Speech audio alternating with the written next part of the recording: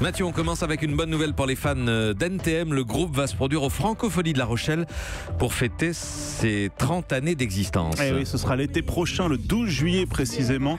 Le festival a officialisé la nouvelle et les places sont vendues. Le duo Colchen et Joystar s'était déjà reformé cette année pour fêter les 20 ans de la sortie de l'album mythique Suprême NTM. La dernière fois qu'il s'était produit au Franco, c'était en 1996. Le légendaire chanteur et musicien Fats Domino s'est éteint hier. Oui, surnom qui lui avait été donné en raison de son surpoids. Fats Domino a participé au début des années 50 à la naissance du rock'n'roll, avec notamment son titre The Fat Man, sorti en 49 et considéré comme l'un des titres fondateurs de ce genre. On lui doit aussi les tubes Blueberry Hill et Let the Four Winds Blow que l'on entend. Fats Domino est mort à l'âge de 89 ans.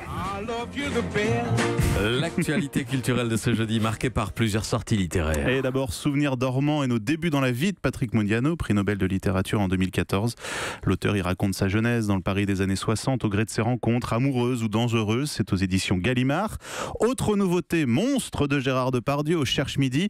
Il faut laisser sortir ces monstres si on ne veut pas que ce soit eux qui nous bouffent, écrit l'acteur. Et puis sorti d'un très beau livre, 100 jours avec Elvis.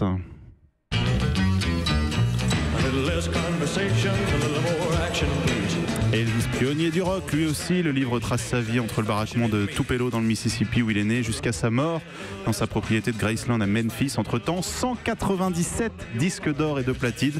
190 jours avec Elvis au Cherche Midi.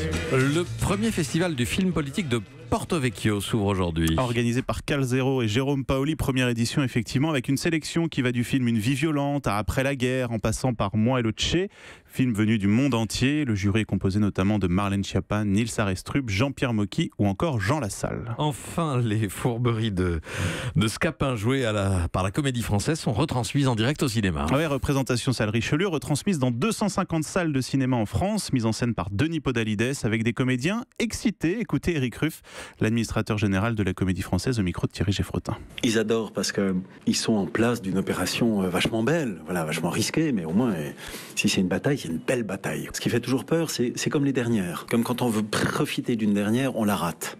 Voilà, parce qu'on ne pense qu'à profiter des choses au lieu de simplement la vivre. Voilà les fourberies de Scapin dans les cinémas Gaumont-Pâté ce soir, il reste quelques places. Merci à vous Mathieu Charrier. Europe 1.